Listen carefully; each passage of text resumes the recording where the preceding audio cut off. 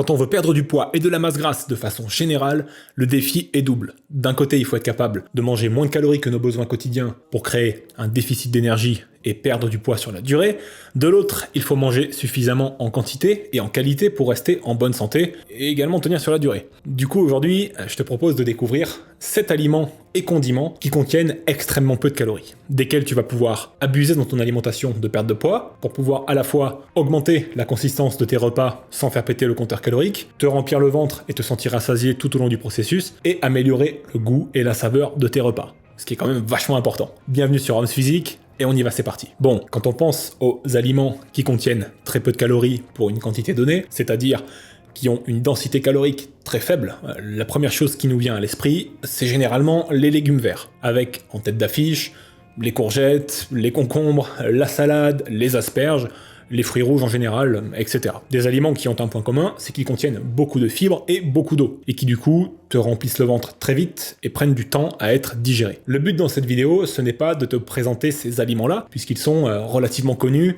et que ce n'est un secret pour personne. Je voulais plutôt te présenter soit des aliments qui sont assez peu connus et assez peu consommés, soit des aliments que tu connais déjà, mais desquels tu n'abuses pas assez. Du coup, on commence notre petit listing avec les nouilles de konjac. Pour ceux qui ne connaissent pas, on les obtient à partir d'un tubercule cultivé en Asie, et on le broie finement pour créer toutes sortes d'aliments avec. Donc là, en l'occurrence, c'est les pâtes en forme de spaghetti. C'est un aliment qui est très peu consommé, à part si tu fréquentes le haut niveau du bodybuilding. La raison pour laquelle certains pratiquants de body en consomment, c'est pour leur très faible teneur en glucides si on les compare à des pâtes classiques. Ce qui est très appréciable, notamment en période de sèche graisseuse, car ça permet de se remplir l'estomac sans avaler de grosses quantités de glucides. À titre de comparaison, dans 100 g de pâtes de konjac, tu obtiens 1,6 g de glucides et 2,7 g de fibres pour environ 12 à 13 calories, ce qui est ridiculement faible. Alors que dans 100 g de pâtes classiques, on tourne plutôt autour de 70 g de glucides, 5 g de fibres et environ 350 calories, soit à peu près 46 fois moins de glucides et 29 fois moins de calories. Comme une alimentation basse en glucides,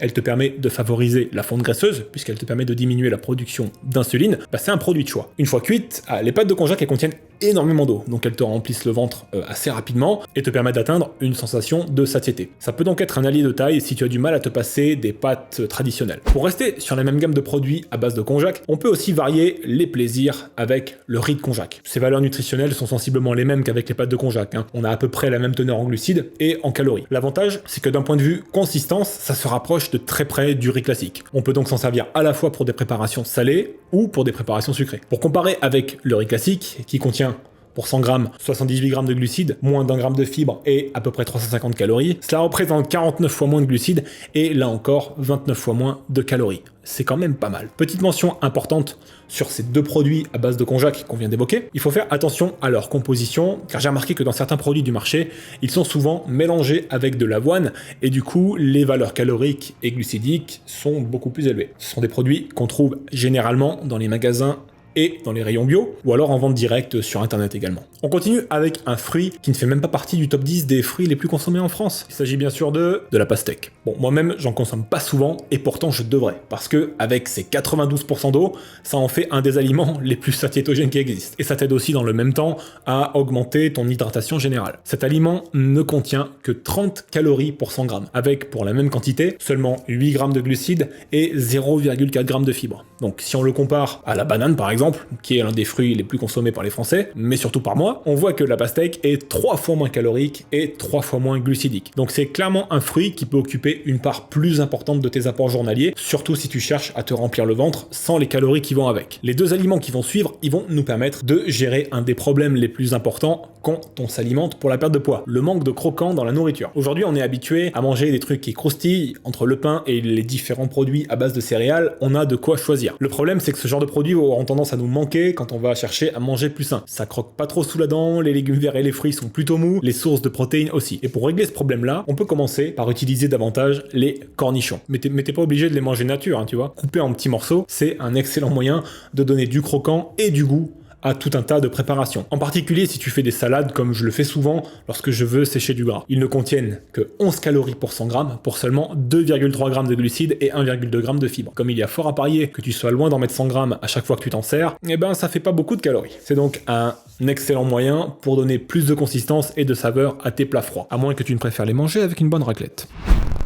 Plus sérieusement, c'est important de ne pas trop en abuser non plus. Déjà à cause des problèmes de digestion que ça peut provoquer à cause du vinaigre, dans lesquels ils sont généralement contenus, mais aussi parce que la teneur en sodium est relativement élevée dans les cornichons. Bref, ça agrémente tes plats, mais ça ne doit pas être la base de ton repas, évidemment. Suivant sur la liste, pour faire à peu près la même chose qu'avec les cornichons, les radis. Tu les coupes en petits morceaux dans une salade, et ça donne du croquant à volonté. Bon, c'est moins goûtu que les cornichons, bien moins, mais ça apporte plein d'autres choses intéressantes, comme par exemple du potassium à hauteur de 230 mg pour 100 g, qui t'aidera à rééquilibrer ta balance sodium-potassium, et donc t'aidera à éliminer la rétention d'eau, comme on l'a vu dans ma précédente vidéo, ou encore de la vitamine B6 et de la vitamine C. Bon, tu t'en doutes, la teneur calorique pour 100 g des radis, elle est très faible, avec seulement 16 kcal, 3,4 g de glucides et 1,6 g de fibres. Je te laisse maintenant imaginer une recette de salade avec des radis et des cornichons. Vous avez 2 heures. On continue avec un de mes condiments favoris, le concentré de tomate. Alors ok, je sais ce que tu vas me dire, c'est déjà beaucoup plus calorique que les aliments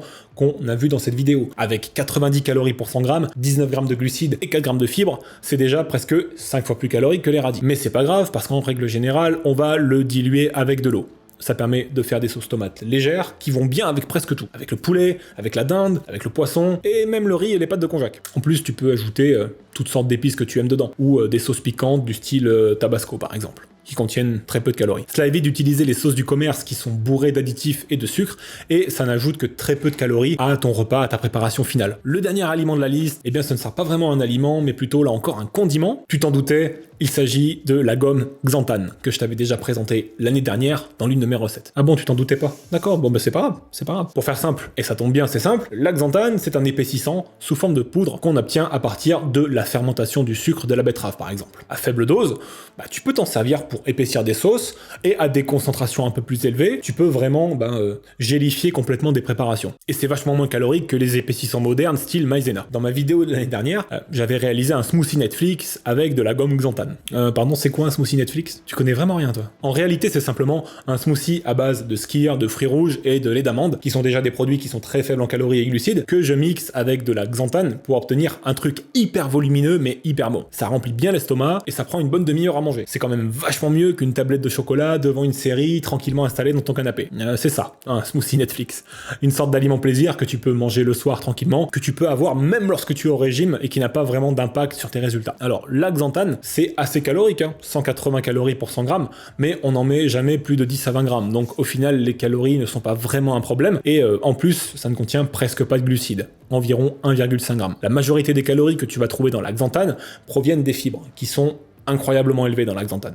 79 grammes de fibres, ça commence à faire beaucoup pour 100 grammes. Mais ce sont des fibres solubles, ce qui veut dire qu'elles prennent du temps à être digérées et qu'elles te permettent de limiter la vitesse d'absorption des nutriments. C'est utile par exemple avec les graisses et les glucides, qui passent moins vite dans le sang et t'évitent, dans le cas des glucides, d'avoir des pics de glycémie élevés. Donc ça a quand même quelques avantages ce machin. Bref, c'est un truc qu'on utilise pour faire des préparations qui remplissent le ventre sans faire péter le compteur calorique et qui peut te filer un coup de main si t'aimes manger des trucs le soir devant la télé. Voilà, je voulais te présenter des produits qui sont pas tous des produits inconnus, mais qui sont selon moi sous-utilisés, alors qu'ils peuvent faire une différence si tu cherches à perdre du poids sans faire exploser le compteur calorique. Ils vont t'aider à avoir le ventre plein toute la journée, à donner du goût et de la texture à ton alimentation. J'espère que ça t'aura plu et que ça va te servir. Si tu veux aller plus loin, tu peux aussi télécharger gratuitement mon guide de démarrage de la perte de graisse. Dedans, je te donne l'accès à 4 ressources pour bien démarrer ta perte de poids et partir sur de très bonnes bases. Tu auras accès à, premièrement, un calculateur de calories pour évaluer tes besoins pour perdre de la masse grasse. Deuxièmement, je te donne accès à un petit guide PDF de 7 recettes rapides et simples à préparer